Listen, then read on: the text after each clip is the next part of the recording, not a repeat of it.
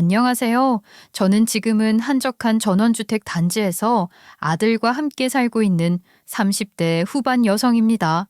이름은 밝히지 않겠지만 제가 들려드릴 이야기는 저처럼 평범한 주부가 어느 날 인생의 커다란 소용돌이에 휩쓸렸다가 결국 그걸 딛고 일어나 새로운 삶을 살게 된 내용이라고 보시면 될 것 같아요. 사람이 누구나 힘든 시간을 겪을 수 있잖아요. 저 역시 그랬어요. 제가 이혼을 결정하고 그 이후에 마주했던 일들은 결코 쉽지 않더라고요. 하지만 그 모든 걸 지나오면서 깨달았습니다. 우리가 어떤 어려움 속에서도 스스로를 잃지 않고 끝까지 나아갈 용기만 있다면 결국에는 빛나는 순간이 찾아온다는 걸요. 제가 그걸 어떻게 깨닫게 되었는지 지금부터 제 이야기를 들려드릴게요. 지금에 와서 제 삶을 되돌아보면 스스로도 정말 평탄하게 성장기를 보낸 것 같다는 생각이 드는데요. 어린 시절부터 부모님이 주신 사랑과 지원 덕분에 부족함 없이 자랄 수 있었고, 특히 아버지는 자수성가한 사업가로서 늘 성실하고 책임감 있게 일하며 가족을 지켜주셨던 분이셨어요. 아버지가 새벽부터 늦은 밤까지 일하시면서도 가정을 소홀히 하지 않는 모습을 보면서 이렇게 살아야 하는 거구나 하고 자연스럽게 배웠던 것 같아요. 엄마는 언제나 가정적이고 따뜻한 분이셨는데 가족을 살뜰히 챙기면서도 자신만의 고유한 품위를 잃지 않는 분이셨죠. 그런 엄마의 모습은 제게 삶의 기준 같은 것이었고요. 덕분에 저는 경제적 안정뿐만 아니라 심리적 안정까지도 느끼며 긍정적으로 성장할 수 있었습니다. 남편과의 첫 만남은 대학 시절 과팅 자리였는데요. 사실 처음엔 큰 기대를 하지 않았고 그냥 재미로 참석한 자리였어요. 그런데 남편이 말문을 열수록 마음이 계속 이끌리더라고요. 흔히 보는 사람들과는 결이 다르다는 게 딱 느껴졌죠. 저는 재산을 모아서 조기에 은퇴하는 게 제 인생의 목표예요. 어린 시절부터 이런 삶을 꿈꿔왔고 지금도 그 목표를 위해 계획적으로 준비하고 있어요. 보통 고등학교 내내 열심히 살다가 대학교에 붙으면 놀기 바쁘던데 저는 지금부터 나중을 대비해야 한다고 생각해요. 저는 결국 나이 먹고 나면 자유롭게 살고 싶거든요. 일찍 은퇴하면 여행도 다니고 좋아하는 일에 시간을 쏟으면서 제 방식대로 살아볼 생각이에요. 네? 조기 은퇴요? 와, 진짜 생각지도 못했던 목표네요. 그런 건 한 번도 고민해 본 적 없는데요. 근데 그게 정말로 가능할까요? 당연히 가능하죠. 중요한 건 얼마나 일찍부터 준비를 차근차근 시작하느냐예요. 소비를 줄이고 자산을 효율적으로 관리하면 충분히 가능한 일입니다. 허황되게 말하는 거 아니고 저도 나름 책도 많이 찾아보고 조기 은퇴해서 편안한 노후를 보내는 분들의 인터뷰를 참고한 거예요. 저는 술 먹고 놀러 다니는 것보다 이런 계획을 세우는 게 오히려 재밌더라고요. 원래 오늘도 이런 자리에 오는 건 생각 없었지만 땜빵이 났다고 자리 채워주면 식권 열정을 준다고 해서 온 거예요. 진짜 철저하시네요. 저는 평소에 그런 걸 크게 신경 써본 적이 없어서. 근데 진짜 대단하세요. 그렇게 생각하고 실행에 옮기는 사람 쉽게 못 본 것 같아요. 그렇게 남편의 목표지향적인 성격에 매료됐던 것 같아요. 제가 자란 환경에서는 경제적으로 큰 고민 없이 살아왔던 터라 남편의 현실적이고 치밀한 모습이 신선하고 매력적으로 느껴졌거든요. 저는 남편의 목표가 확실해서 제가 끼어들 자리는 없을 거라고 생각했는데 다행히 자신의 말에 귀 기울여주고 눈을 반짝이는 저에게 남편도 호감을 느꼈더라고요. 그렇게 대학 다니는 내내 연애를 했고 시간이 흘러 결혼 얘기도 자연스럽게 오고 갔어요. 저는 사업가인 아빠 밑에서 자랐고 외동딸이었기 때문에 당연히 넉넉한 지원이 따를 예정이었는데 남편네 집안은 노후 준비하기도 불안정했어요. 저는 솔직히 남편이 워낙 조기 은퇴를 간절히 바라는 사람이기 때문에 우리 아빠의 지원을 기대할 거라고 생각했는데 반응이 아예 다르더라고요. 남편네 집안에서는 지원이 어려우니까 저희 집에서도 공평하게 지원받지 말자는 거였어요. 대신 받지도 말고 드리지도 말고 우리끼리 해보자는 게 남편의 의견이었죠. 어차피 결혼하면 독립하는 거고 우리 둘만의 가정을 꾸리는 것이지 않냐고 제안하더군요. 솔직히 그때는 남편의 그런 자신감이 멋져 보였고 남자다워 보였어요. 함부로 우리 아빠 재산을 바라지 않는다는 것도 믿음직스러웠고요. 자립심 강한 모습에 홀라당 다시 한번 넘어갔고 저 역시 부모님께만 의지하는 삶에서 벗어나서 제 힘으로 살아보고 싶다는 생각이 들었습니다. 사실 저도 이렇게 독립적으로 살아본 적이 없었기 때문에 뭔가 설레는 기분도 있었어요. 남편의 말처럼 우리끼리 해보자는 결심이 당시엔 얼마나 큰 도전이었는지 실감하진 못했지만 그 결심 하나가 저를 더 성숙하고 단단하게 만들어줬던 건 분명하죠. 결혼하고 나서 남편이 철저한 사람이라는 건 정말 매 순간 느낄 수 있었습니다. 최소한의 소비와 재정 계획을 강조하며 제가 익숙했던 생활 방식을 바꾸라고 요구했을 때는 이게 진짜 가능한 게 맞는지 의문스럽더라고요. 그래도 시간이 지나면서 조금씩 남편의 방식을 따르다 보니 저도 어느 정도는 적응하게 되는 것 같았어요. 하지만 그 과정이 쉽지는 않았고요. 제가 정말 필요하다고 생각했던 것들까지 다시 생각하게 만들었으니까요. 소소한 외식 같은 건 진짜 꼭 필요하다고 생각해? 그냥 집에서 간단히 요리해서 먹으면 되는 거잖아. 외식비도 적지 않은데 그 돈을 차라리 저축하거나 더 중요한 데 쓰는 게 낫지 않겠어? 요즘 같은 시대에 조금이라도 아껴야 나중에 덜 힘들어질 거라고 생각하는데. 아니, 물론 돈 아끼는 것도 중요하긴 한데 가끔은 바깥 바람 쐬고 맛있는 거 먹으면서 기분 전환도 해야지. 그러려고 돈 버는 거 아니겠어? 스트레스가 쌓이면 오히려 돈 쓰는 것보다 더 큰 문제가 생길 수도 있잖아. 당신은 안 그럴지 몰라도 나는 하루하루 너무 답답하게 느껴질 때가 있다니까. 그런데 그런 스트레스 풀겠다고 외식비를 계속 쓰다 보면 결국엔 그 비용이 쌓여서 나중에 후회하는 날이 올 수도 있어. 나는 당신을 걱정하는 거야. 그때 가서 이 돈 아껴둘 걸 그랬다고 하는 생각이 들면 그땐 이미 늦은 거 아닐까? 적어도 지금은 우리가 더 중요한 목표를 위해서 절약할 때라고 생각해. 그리고 나는 레스토랑에서 밥 먹는 것보다 당신이 만들어주는 떡볶이가 훨씬 맛있더라. 이런 대화를 나누다 보면 속에서 천불이 나곤 했어요. 남편에게는 말로 이길 수 없는 것 같았고 그냥 휘둘리는 것 같았죠. 그래도 결국 남편 말대로 조정해 나가면서 제가 너무 낭비하고 안일하게 살았던 건 아닌가 스스로를 돌아보게 되긴 했는데요. 그러면서도 한편으로는 이러려고 결혼했는지 씁쓸하게 느껴지기도 했습니다. 그러던 중에 결혼한 지 1년쯤 됐을 때 우리 아들이 태어났어요. 정말 감격스럽고 벅찬 순간이었죠.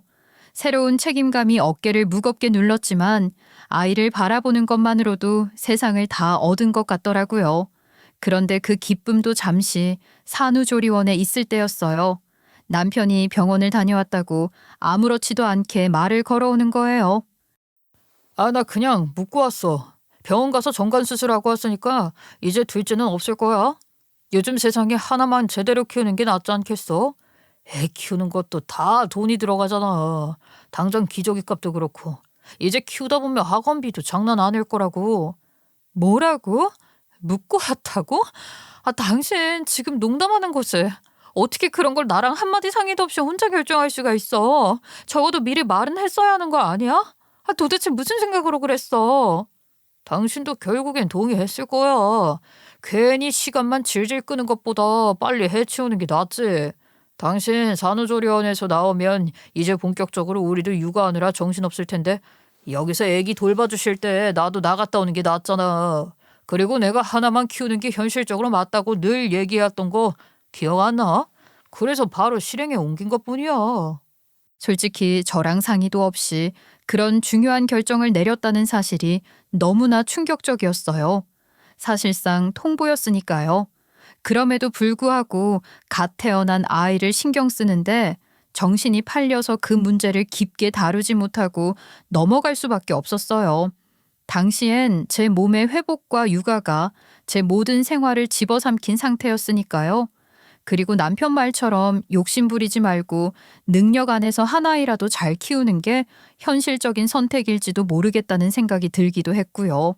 시간이 흐르면서 육아가 얼마나 힘든 일인지 뼈저리게 느끼게 되기도 했거든요.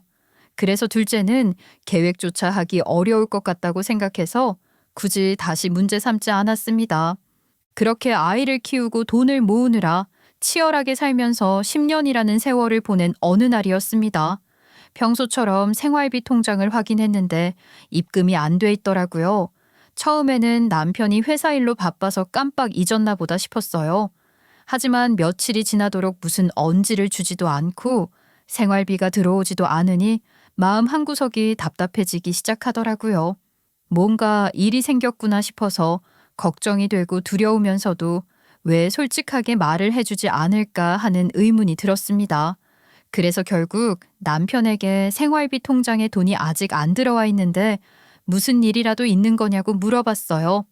남편은 조금 늦을 것 같다며 요즘 일이 좀 꼬였다고 두리뭉실하게 대답하더라고요. 평소답지 않은 말투에 의아해서 자세히 말해보라고 했지만 지금 말하면 좀 복잡하다며 나중에 상황이 정리되면 알려주겠다고 회피했어요.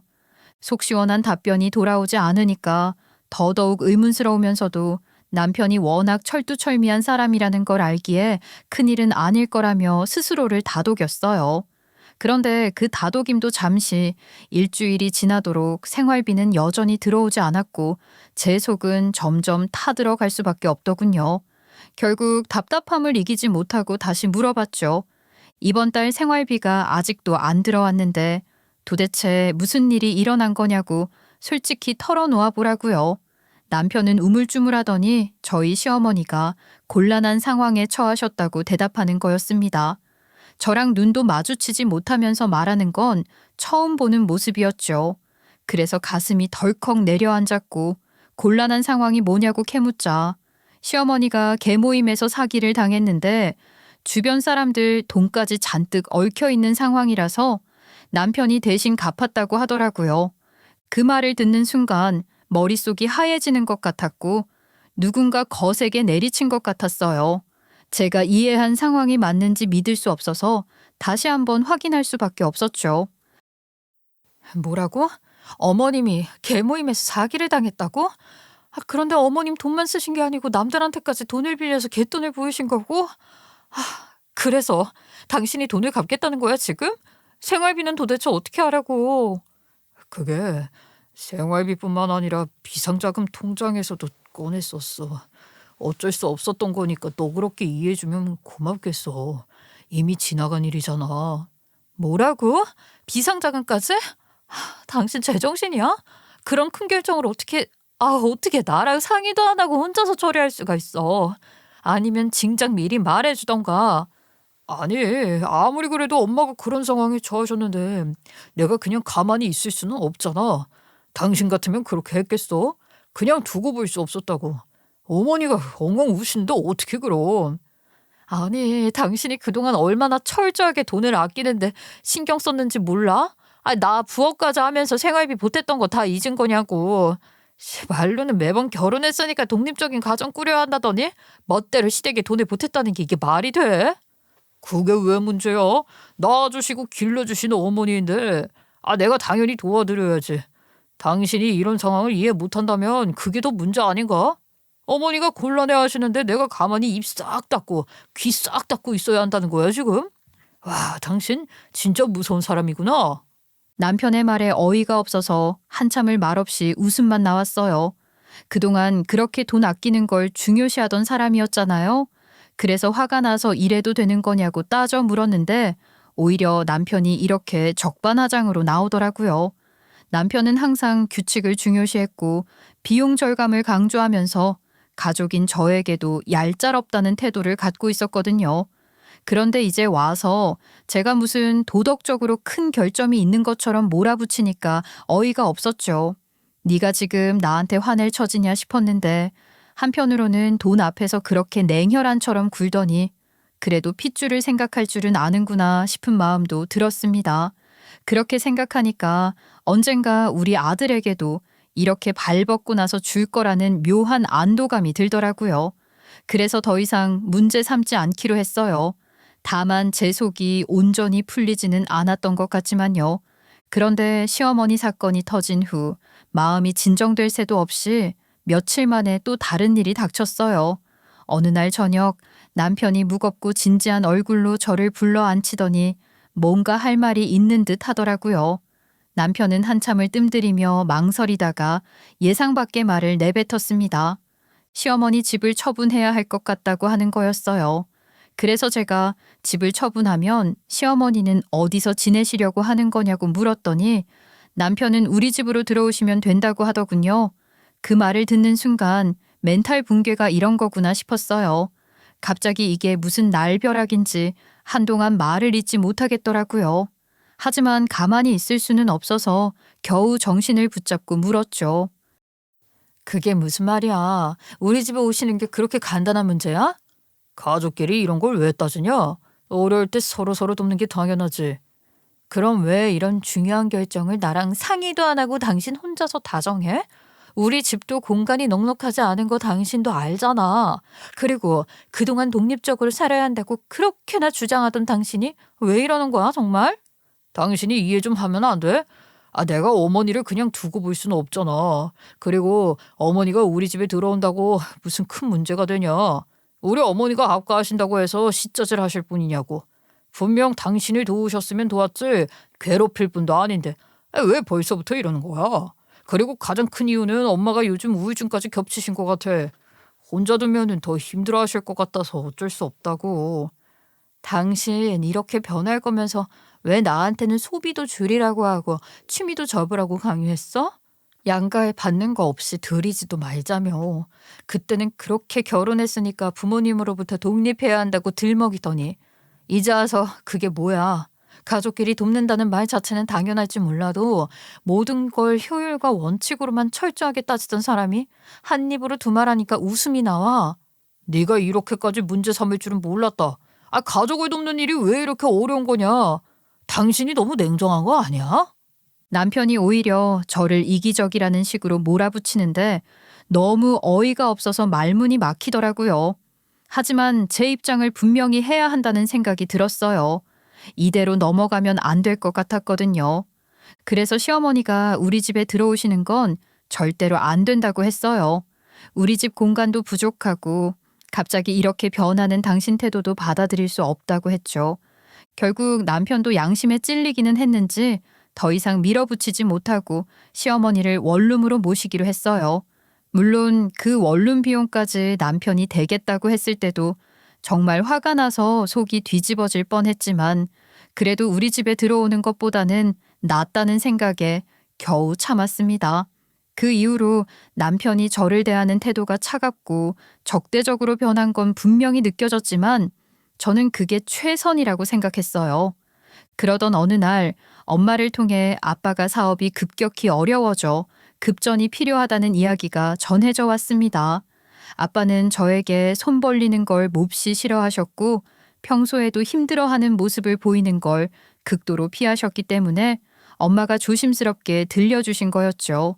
처음엔 단순히 사업이 잠시 어려운 거라고만 생각했는데 이야기를 들으면 들을수록 상황은 훨씬 심각하더라고요. 거래처 부도와 불황이 겹쳐 자금 회전이 막히고 이미 기존 대출로 인해 추가적인 대출도 불가능한 상태라는 얘기를 듣는데 아빠가 얼마나 막막하셨을지 상상이 가서 마음이 너무 무거워졌습니다.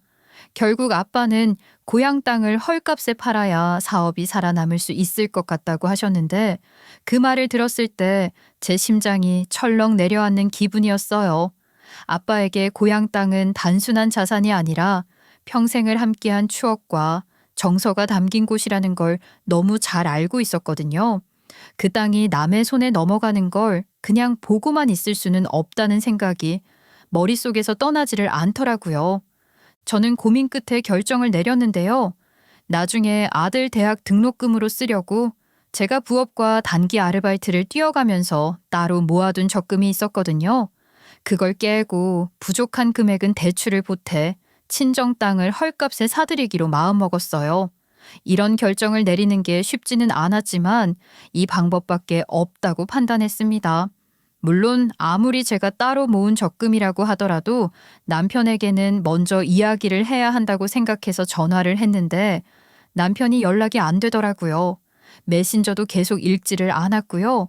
속이 터질 것 같은 답답함 속에서도 상황이 너무 급했기 때문에 더는 기다릴 수 없었습니다. 그리고 남편이라면 나중에 충분히 이해해 줄 거라고 믿었어요. 아무리 돈돈거려도 가족이 힘들어할 때 두고 볼 수는 없다고 하면서 시어머니 계모임 사기 사건으로 큰돈을 쓰고 원룸까지 마련해드린 경험이 있는 남편이니 제 선택에도 공감할 거라고 생각했거든요. 하지만 남편의 반응은 정말 충격적이더라고요. 제가 말을 끝내기도 전에 얼굴이 시뻘개져서는 소리를 지르기 시작했거든요. 처가에 돈 퍼주는 여는 필요 없다면서 제 결정을 원색적으로 비난하고 난리가 났죠. 저는 정말 뺨이라도 맞은 것처럼 얼어붙은 심정이었고요. 너무나 갑작스러운 반응에 순간 말문이 막혔지만 마음을 다잡고 왜 그런 결정을 했는지 설명하려고 애썼어요.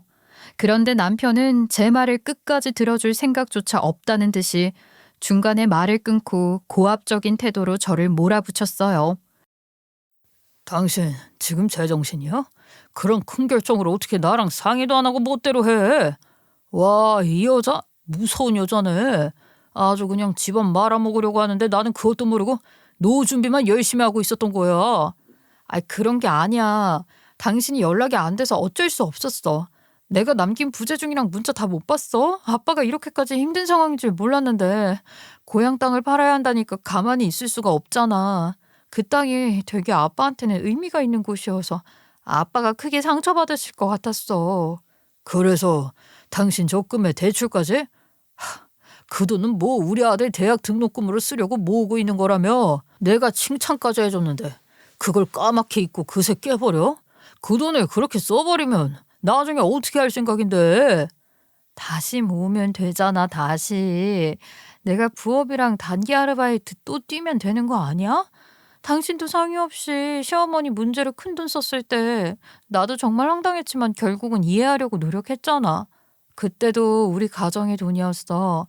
그리고 원룸까지 얻어드렸는데 내가 별말 안 했잖아. 그건 엄마가 어려운 상황이었으니까 그랬던 거고, 이건 다르잖아. 우리 아들의 미래가 달린 문제라고.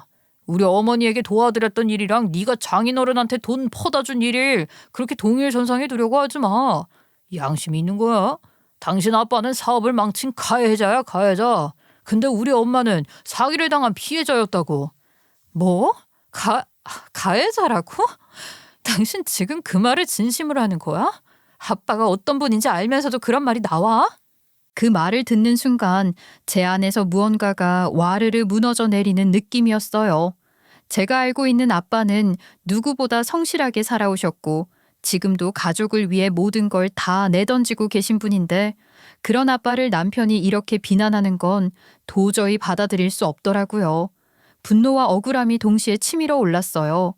그런데 남편은 여전히 태연하게 마치 자기 말이 정당하다는 듯이 자기 말이 어디 틀렸냐고 사업 망친 거 맞지 않냐고 빈정거렸습니다.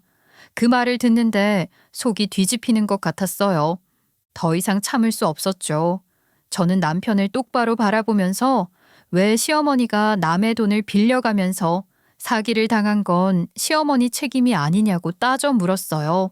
왜 남편은 본인 어머니에게만 따뜻하게 생각하고 우리 친정 부모님께는 매정하게 구는지 울분을 토했죠. 남편의 논리대로라면 시어머니가 사기를 당하고 갚아야 할 돈이 산더미 같았던 것도 시어머니 잘못이었던 거 아니냐고 하니 남편은 순간 말문이 막힌 듯이 더 이상 대답하지 못하고 저를 노려보기만 하더라고요. 사과는 하지 않고 고집부리기만 하는 남편의 태도를 보는데 실망과 분노가 뒤섞인 감정이 치밀어 오르면서도 마음 한구석은 서늘해졌어요. 이 사람이 과연 내가 처음 사랑했고 선택했던 그 사람이 맞나? 우리가 함께했던 시간들은 무엇이었나 하는 생각이 들더군요. 그 후에도 남편은 이혼을 요구하는 방향으로 계속 윽박질렀어요. 저를 밤낮 없이 들들 볶고 괴롭혔는데 그 내용은 결국 저에게 신뢰를 잃었다면서 더는 이런 결혼 생활 못하겠다는 거였죠. 제가 이렇게 이기적일 줄 몰랐다고 서슴없이 비수를 꽂더군요. 이기적이라니. 그 말을 듣는 순간 가슴이 먹먹해지고 모든 감정이 뒤엉켰어요.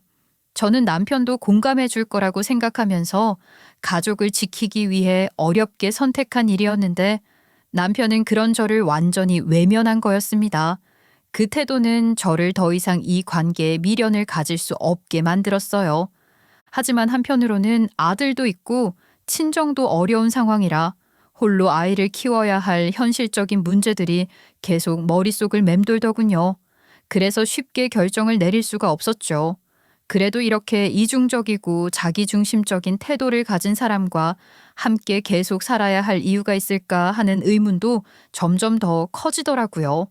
남편과의 대화는 어떤 말을 걸어도 계속 이혼하자는 대답이 메아리처럼 돌아왔기 때문에 더 이상 가능성이 없을 것 같았거든요. 그렇게 남편의 거듭되고 거친 이혼 요구에 등 떠밀려서 앞으로의 아들과 저의 인생이 불안한 마음에 저는 결국 변호사를 찾아가 상담을 받게 되었어요. 변호사는 제 이야기를 조심스럽게 들어보더니 이혼 소송에서 가장 중요한 건 재산 분할이라고 강조하며 재산 내역을 꼼꼼히 확인해 보는 게 좋겠다고 조언하더라고요. 저는 남편이 이미 월급을 모두 생활비와 가정비상자금 통장에 나눠서 넣고 있고 이외에는 따로 돈을 관리할 만한 게 없는 사람이고 시댁 또한 경제적으로 어려운 형편이라 숨겨진 재산은 없을 거라고 확신하며 제 입장을 설명했어요. 하지만 변호사는 제 확신과 달리 의외로 숨겨둔 자산이 있을 가능성을 배제할 수 없다고 하면서 재산 추적 전문가를 고용해 보자고 제안해 오더라고요. 솔직히 처음엔 의미가 없을 것 같아서 망설여졌습니다. 남편은 워낙 절약주의자로 철저했고 매달 정해진 액수의 생활비만 제공하면서도 불필요한 지출에 대해 불만을 표현하던 사람이었으니까요. 그런 사람이 자산을 몰래 숨겨야 할 정도로 무언가가 있을 거라는 생각은 상상조차 못했어요. 하지만 혹시 모른다는 변호사의 계속된 말에 설득당해 조사를 시작하기로 했죠. 재산 추적 전문가는 믿음직스럽게도 굉장히 꼼꼼하게 조사를 진행해 주었습니다. 남편이 사용하는 은행 계좌뿐만 아니라 생활비 통장과 과거 거래 내역까지 세세하게 분석했는데 그러던 중 충격적인 사실이 드러나고 말았어요. 남편이 최근 몇 년 동안 비트코인과 같은 가상자산에 투자하며 큰 돈을 불려왔다는 사실이 밝혀진 거예요. 특히 가상자산 시장이 급격히 상승하던 시기에 남편은 그 틈을 타 상당한 수익을 올렸더라고요. 그 사실을 알게 된 순간 저는 너무 놀라서 말문이 막힐 수밖에 없었습니다. 남편은 평소 생활비에 그렇게 인색하고 제가 작은 사치라도 부리면 불같이 화를 내던 사람이었는데요. 그런 남편이 정작 자신의 비밀 자산에는 과감히 투자하며 돈을 불려왔다는 사실에 배신감과 분노가 밀려왔어요. 제가 주식에 대해 살짝 언급했을 때는 불확실한 것에 돈을 쓰고 오히려 잃으면 어떡할 거냐고 화내면서 정직하게 일하고 벌어야 한다고 해서 제가 부업과 단기 아르바이트를 할 수밖에 없었던 거였거든요. 그동안 저는 아끼고 또 아끼며 허리띠를 졸라매고 아들과 함께 살아왔는데 남편은 그 돈으로 자신의 부를 늘리고 있었던 거예요. 이게 도대체 무슨 상황인가 어이가 없더라고요. 그러면서 점차 상황 파악을 정확하게 되니 마음속에서는 그동안 쌓여왔던 감정들이 한꺼번에 폭발할 것만 같았어요. 남편이 저를 그동안 얼마나 기만해왔던 건지 깨달은 순간이었으니까요. 시어머니에게 어려운 일이 생기셨을 때도 본인 비밀 자산이 아니라 저희 생활비와 비상자금에서 빼갔던 게 자기는 조금도 손해를 보고 싶지 않아서 잔머리를 굴렸던 거라는 걸 알게 되어 비웃음이 나오더라고요. 변호사는 단호하게 이혼 소송에서 재산 분할을 요구하는 것이 현재로서는 가장 현명한 방법일 거라고 조언해 주었어요. 숨겨둔 자산을 밝혀냈으니 그에 대한 권리를 주장하라는 거였죠. 솔직히 복잡한 감정이 휘몰아쳤습니다. 제가 정말 이혼을 결심할 수 있을지, 그리고 그 과정에서 아들에게 어떤 영향을 줄지 걱정이 되었거든요. 하지만 한편으로는 이렇게까지 자신을 숨기고 이기적으로 행동한 남편과 더 이상 함께 살 수 없다는 확신도 들었어요. 그날 밤 저는 깊은 고민에 빠졌는데 결국 이혼 소송을 통해 저와 아들을 위해 싸우는 길이 맞는 것 같았어요. 남편이 숨겨둔 부를 드러내고 저도 제 몫을 찾아야겠다고 결심했습니다. 그렇게 해야만 제가 그리고 저의 아이가 조금 더 나은 삶을 살 수 있을 거라는 생각이 들었거든요. 그래서 다음 날 바로 변호사를 다시 찾아갔고 적극적으로 도움을 받기로 결정했어요. 남편은 소송 과정에서 비밀 재산이 드러난 걸 알자마자 얼굴이 붉어지며 난리를 치기 시작했습니다. 이건 자기 노력으로 모은 돈이라며 저와는 상관없는 재산이라고 강하게 주장하더라고요. 그 모습을 보면서 정말 한숨만 나왔어요. 남편의 억지는 너무나 뻔했고 법적으로는 혼인 기간 동안 형성된 모든 재산이 부부 공동재산으로 간주된다는 사실을 모르지 않았으니까요. 이미 변호사에게 조언을 받았기 때문에 남편이 아무리 발버둥을 쳐도 소용이 없을 거라는 걸 저는 알고 있었던 거예요. 결국 남편도 숨길 수 없다는 현실을 받아들이며 재산의 절반을 분할해야 한다는 점을 어쩔 수 없이 수긍할 수밖에 없었어요.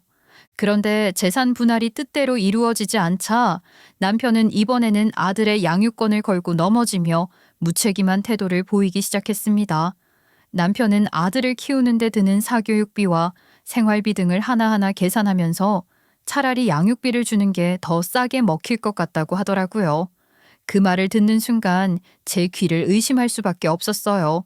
이런 계산적인 이야기를 아들이 뻔히 멀리 떨어져 있지도 않은데 충분히 들을 수도 있는 거리에서 아무렇지도 않게 하는 남편의 모습을 보니 가슴이 차갑게 얼어붙는 느낌이 들더군요. 정이 뚝 떨어지고 정말 치가 떨려왔어요. 남편 옆에 있던 시어머니도 재혼하려면 애는 떼어놓고 가는 게 좋다고 맞장구 쳤습니다. 저는 더 이상 참을 수 없어서 아들을 잠깐 바깥에 음료라도 사 먹으라고 내보낸 뒤에 남편에게 따져 물었어요. 당신 지금 무슨 말을 하는 거야? 이런 얘기를 지금 애 앞에서 하는 게 맞아? 당신한테 아들은 가족도 아니니? 어떻게 이런 계산을 하고 있는 건데? 그럼 내가 어떻게 하라고? 내가 혼자 아이를 키울 수 있을 것 같아? 어차피 당신도 당신이 데려가겠다고 우길 게 뻔한데 내가 이렇게 나와주는 게 오히려 당신에게도 좋은 거 아니야? 솔직히 속으로는 좋으면서 위선적인 척하는 거 아닌가? 당신이 키우는 게 맞잖아. 내가 뭐 애 얼굴을 평생 안 보겠다고 한 것도 아니고 호적파겠다고 한 것도 아닌데 왜 이렇게 오바야? 나는 애 키우는 건 무리니까 면접 교섭권 이행하면서 그냥 양육비 주는 걸로 끝내고 싶다 이거야. 끝내고 싶다고? 당신한테는 모든 게 그렇게 간단하니? 애 아빠로서의 당신 책임을 생각 안 해? 치열한 말다툼이 이어졌지만 결국 남편은 양육권을 무슨 이삿짐처럼 저에게 떠넘겼습니다. 저도 당연히 아들을 제 손으로 키우고 싶기는 했지만 아빠임에도 손을 터는 듯한 태도가 화가 나더군요. 그래놓고 아들을 꼭 끌어안고 자주 만날 수 있으니까 슬퍼하지 말라고 아빠는 엄마와 헤어지는 것뿐이고 아들을 사랑하는 마음은 영원하다면서 악어의 눈물을 흘리는데 어이가 없었습니다. 그리고 저는 친정 땅과 관련된 재산 분할을 남편이 포기하는 대신 제가 남편에게 양육비를 일괄 청구하지 않는 조건으로 합의했어요. 친정 땅은 워낙 헐값에 사들인 것이었고 남편은 그 가치를 중요하게 생각하지 않았기에 이 합의는 비교적 쉽게 이루어질 수 있었어요. 오히려 양육비를 내지 않아도 된다는 사실에 집중해서 무척 기뻐하더라고요. 사실 저는 혹시 재산 분할 과정에서 이 친정 땅을 남편과 나눠야 해서 팔아야 할까봐 걱정했었는데 그 부담이 사라져서 정말 다행이라고 느꼈어요. 그렇게 모든 법적 절차가 끝나고 저는 남편과 이혼하게 되었어요. 모든 과정이 끝난 뒤에야 저는 비로소 한숨 돌릴 수 있었지만 한편으로는 허탈한 기분도 들었어요. 그동안 이렇게 치열하게 싸워야만 했던 제 자신이 애처롭게 느껴지더라고요. 그래도 이제는 아들과 제가 조금 더 나은 삶을 살기 위해 앞으로 나아가야 한다는 다짐을 하게 되었어요. 그 다짐만이 지금의 저를 앞으로 나아가게 하는 유일한 힘이었죠. 그런데 이혼하고 나서 예상치 못한 행운이 날아들었습니다. 이래서 인생은 사형지마라고 하는 걸까요? 제가 헐값에 사들였던 그 친정 땅이 인근 지역에 소규모 전원주택 단지 개발 계획에 포함되면서 개발업체에서 후한 금액으로 매각 제안을 해온 거였어요. 처음에는 그저 아빠의 고향 땅을 지키겠다는 마음으로 산 것이었는데 이 땅이 우리 가족에게 경제적 안정과 풍요를 가져다주는 귀중한 자산이 될 줄은 정말 상상도 못했죠. 아빠도 제가 이 소식을 전해드렸을 때 처음에는 믿지 못하겠다는 표정으로 뚫어져라 멍하니 바라보셨어요. 아빠는 정말 이 땅을 이렇게 높은 가격에 사겠다는 게 사실인지 물으면서 아무리 봐도 속임수 같다고 걱정을 감추지 못하시더라고요.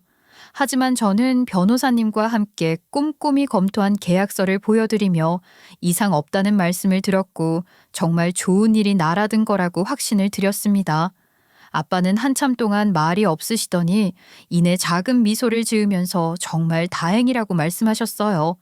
아빠가 저를 힘들게 만든 것 같아서 항상 마음에 걸렸는데 이제는 저도 아들도 편하게 살 수 있을 거라고 다행이라며 울먹이시더라고요. 그 말을 들으니 저도 눈물이 나올 것 같았는데 겨우 참았어요.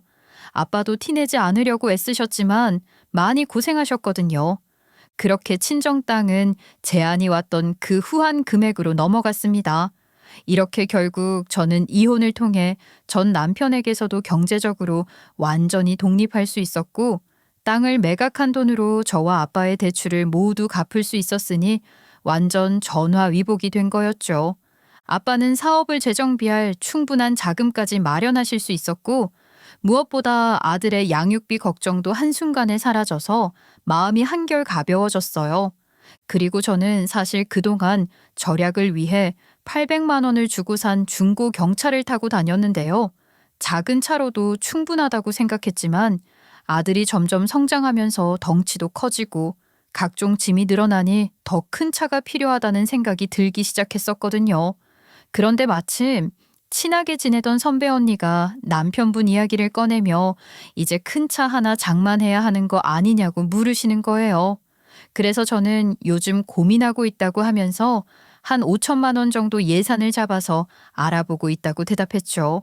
그러자 선배 언니는 남편분이 이번에 벤츠 전기차를 싸게 넘기려고 하는데 관심이 있냐며 차가 거의 새 것처럼 관리가 잘 되어 있다고 제게 알려주셨어요. 그 말을 듣는 순간 귀가 솔깃해지더라고요. 사실 전기차는 생각지도 못했던 선택지였지만 막상 보니 너무 마음에 들었습니다. 그렇게 해서 새 차처럼 관리된 벤츠 전기차를 정말 좋은 조건으로 손에 넣게 됐어요. 이제는 아들과 함께 안전하고 편안하게 다닐 수 있게 되어 마음이 놓였어요. 아들도 신나서 자꾸 드라이브 가자고 하더라고요. 엄마랑 아빠가 이혼하고 나서 우리 아들이 기죽고 의기소침할까봐 내심 걱정이 많았는데 여전히 씩씩하고 오히려 더 밝아 보여서 마음이 놓였어요. 그러고 나서 면접 교섭권 이행날이 되었을 때 저는 새로 장만한 벤츠를 타고 아들을 데려다 줬습니다. 사실 전날에는 조금 잠이 안 오더라고요. 어쨌든 저에게 깊은 상처를 안겨준 전 남편을 만나러 가는 길이었으니까요. 그런데 아들이 차에서 내리는 순간 전 남편과 전 시어머니의 얼굴을 보니 마음이 묘하게 차분해지면서도 통쾌했어요. 마치 날벼락이라도 맞은 사람들처럼 굳어버린 표정을 짓고 있었는데 그 모습을 보니 지금까지 견뎌온 모든 순간들이 보상받는 기분이 들더라고요.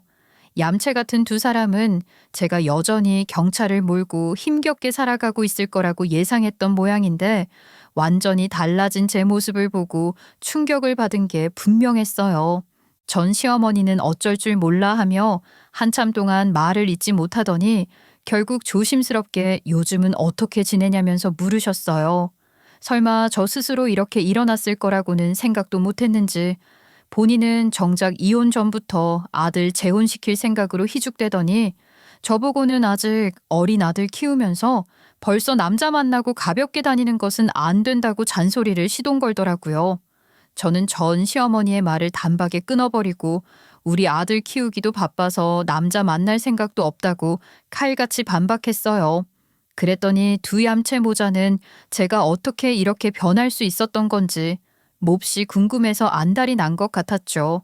저는 친정 땅값이 많이 올라서 생각보다 여유롭게 살고 있다고 최대한 담담하게 대답했습니다. 그 말을 하면서도 제 안에서 느껴지는 자신감을 감출 수는 없더라고요. 제가 말을 끝내자마자 전 남편의 얼굴이 하얗게 질리는 게 보였어요. 전 남편이 친정 땅을 얼마나 무시했던지 똑똑히 기억하고 있었기 때문에 속으로는 고소함이 밀려오더군요. 분할 당시 친정 땅을 대수롭지 않게 여겼던 사람이 이제 그 땅을 아주 후하게 매각된 사실을 알게 되었으니 하늘이 무너지는 표정을 짓는 것도 어쩌면 당연했을 거예요. 그 후로는 면접 교섭권이 진행 때마다 얌체 모자가 우리 아들을 걸고 넘어지기 시작했어요. 애를 키우는데 부모가 둘 다 있어야 하지 않겠냐는 것부터 시작해서 이런 환경은 교육과 아이의 정신 건강에 좋지 않다면서 그럴듯한 말로 밑밥을 까는 게 너무 뻔히 느껴졌어요. 처음 몇 번은 그저 흘려들었지만 결국 얌체 모자는 본심을 드러내기 시작했습니다. 너희 사이에 핏줄이 있다는 걸 항상 생각해라. 아니, 따지고 보면 서로 한 번씩 잘못한 거잖니. 그냥 용서하고 있고 다시 재결합하는 게 어떻겠어. 애를 생각해보면 아무리 그래도 부모 역할을 해야 하지 않겠니? 개인적인 감정만 내세우는 건 진짜로 부모의 역할을 다 한다고 할 수 없다. 할머니, 그리고 아빠, 제가 그동안 모른 척했지만 이미 엄마한테 저를 떠맡기고 버린 거나 다름없잖아요.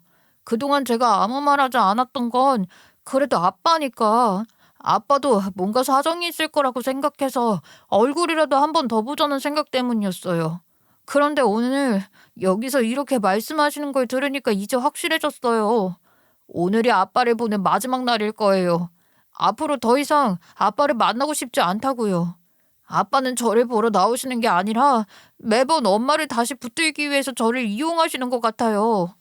전 시어머니의 말 같지도 않은 궤변에 전 남편은 억지로 분위기를 밝히고 맞장구 치며 어떻게든 상황을 자기들 쪽으로 유리하게 이끌려고 애쓰는 모습이 역력했습니다. 하지만 그 이야기를 듣고 있던 아들이 차분히 입을 열었고 조금도 흔들리지 않는 단호하고 차가운 목소리로 거절했어요. 설마 아들이 그렇게 나올 줄은 예상하지 못했던 건지 전 시어머니와 전 남편은 완전히 얼어붙은 것 같았죠. 말문이 막힌 듯 아무 말도 하지 못하고 멍하니 저희를 쳐다보기만 하더라고요.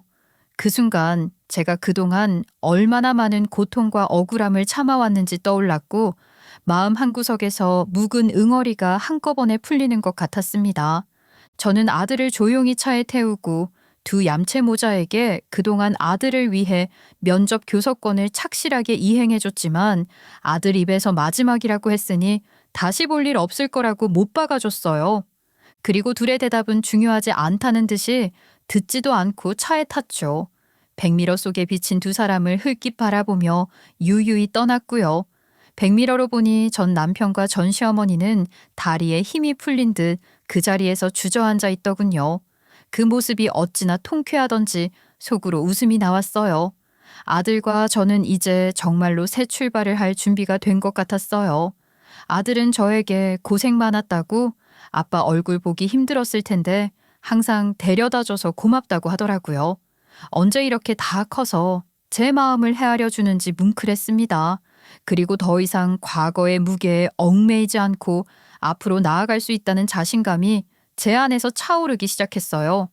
아들은 어릴 때부터 그림 그리는 것을 유난히 좋아했는데요. 처음에는 단순히 낙서처럼 생각하며 대수롭지 않게 여겼지만 시간이 지날수록 아들이 그림을 대하는 태도가 남다르다는 걸 느꼈어요. 특히 종이 한 장을 붙들고 몇 시간을 진지하게 몰두하는 모습을 볼 때마다 저 아이가 정말 좋아하는 게 맞구나 싶었죠. 이혼 후에 제가 자금이 넉넉해지니까 아들의 관심사를 더 깊이 살펴볼 여유가 생겼고 아들이 좋아하는 일을 마음껏 할 수 있도록 돕고 싶다는 생각이 들었습니다. 그래서 시간과 자원을 아낌없이 쏟아부었고 그 덕분에 아들의 재능이 점점 두각을 나타내기 시작했어요. 지금은 전문 미술 교육을 받도록 지원하고 있는데 전 남편과 계속 살았다면 절약만 강요당하며 이런 기회를 제공하지 못했을 거라는 생각에 지금의 상황이 천만다행이라고 느껴져요. 아들도 매일 자기 전에 오늘 어떤 피드백을 받았고 어떤 것을 구상하며 그렸는지 자랑하는데 행복은 멀리 있지 않다는 생각까지 들더라고요. 아빠도 사업이 안정세를 찾으시며 다시금 성공의 길로 나아가셨어요. 제가 친정 땅을 헐값에 사들였을 때는 단순히 가족을 돕겠다는 마음뿐이었지만 그것이 결국 우리 모두에게 눈덩이 같은 복이 되어 돌아온 셈이었죠. 그런데 어느 날 아빠는 저를 따로 조용히 부르시더니 고맙다는 말을 몇 번이나 반복하시더라고요. 네가 그때 땅을 사주지 않았다면 우리 가족이 정말 다 무너졌을 거야. 아이, 우리 가족만 무너졌겠니? 내 밑에 있는 직원들도 어떻게 해줄 도리가 없어서 눈앞이 캄캄했다. 그대는 정말 아무런 희망도 없는데 그렇다고 무책임하게 숨통을 끊어버릴 수도 없으니 그저 막막하기만 했단다. 네가 그렇게 나서줘서 우리가 다 살 수 있었던 거야. 정말 네가 아니었으면 나는 지금도 어떤 결과가 있었을지 상상도 할 수가 없어. 우리 가족이 이렇게 다시 일어설 수도 없었겠지. 네가 우리 모두를 구한 거나 다름없어. 정말 고맙고 또 고맙다. 아유, 아빠, 그런 말씀 마세요. 그때는 제가 할 수 있는 최선의 선택이었을 뿐이에요. 가족을 돕는 건 당연한 거잖아요. 그리고 어릴 때는 몰랐지만 제가 아빠의 고생으로 얼마나 편안하게 자랐는지 알게 되었거든요. 그러니까 당연히 해야 할 도리를 했을 뿐이에요. 이렇게 마음 쓰지 않으셔도 돼요. 그래도 내가 받은 걸 돌려줘야 마음이 편할 것 같다. 이건 네가 이혼까지 하면서 도와준 일인데 갚아야만 내 마음이 풀릴 수 있을 것 같아. 그러고는 어느새 제 통장에 몰래 돈을 입금하셨더라고요. 처음에는 그 돈을 돌려드리겠다고 받기를 거절했지만 아빠의 진심 어린 마음을 더 이상 받지 않을 수 없었어요. 그래서 저는 아빠가 주신 돈을 아들을 위해 쓰기로 결심했습니다. 더 좋은 환경에서 그림을 배우고 자신의 꿈을 키워갈 수 있도록 돕는 게 제가 할 수 있는 최선의 선택이라고 생각했어요. 그리고 전 남편은 계속해서 용서를 빌며 재결합을 요구했어요. 지금은 아예 차단한 상태지만 마지막 통화 때 전 남편은 간절한 목소리로 자신의 처지를 호소했죠. 저처럼 땅을 통해 일어서 보겠다고 생각해서 재산을 모두 끌어모아 부동산 투자에 뛰어들었지만 사기를 당해 전 재산을 잃었고 코인으로 벌었던 돈까지 전부 다 날려버렸다고 하더라고요. 아마 가상자산으로 큰 돈을 벌어 쉽게 돈 버는 맛을 알았기에 또 한 번 무리하게 투자를 한 듯 했죠. 심지어 전 시어머니에게서 온 피가 어디 가지 않았는지 투자를 하기 위해 회사 동료들에게까지 끌어모아 빌린 돈 때문에 소송까지 당하고 있는 처지라고 했어요. 결국 회사에서는 신뢰를 잃고 해고까지 되었고 경제적으로 완전히 몰락했다고 울부짖었습니다. 정말 미안해. 나 그때 네가 했던 말 제대로 들었어야 했어. 근데 이제 나 정말 아무것도 없어서 너무 힘들어. 그러니까 우리 다시 시작할 수는 없을까? 그럼 지금 전화할 정신이 있는 거야? 그 시간에 돈 갚을 궁리하는 게 낫지 않을까? 아직 정신 덜 차렸나 보네. 저는 더는 그의 하소연을 듣고 싶지 않았고 그렇게 냉정하게 통화를 끊었고 잠시 생각에 잠겼어요. 지나온 시간들이 주마등처럼 떠올랐죠. 이런 상황까지 오게 된 것이 어쩌면 필연적이지 않았을까 하는 생각이 들더라고요.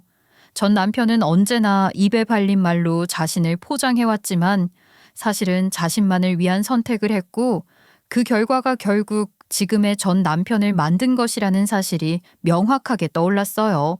한편으로는 씁쓸한 마음이 들었지만 동시에 이제는 전 남편의 무책임한 행동에 휘둘릴 필요가 없고 신경 쓸 필요도 없다는 생각이 들어서 바로 차단 버튼을 눌렀습니다.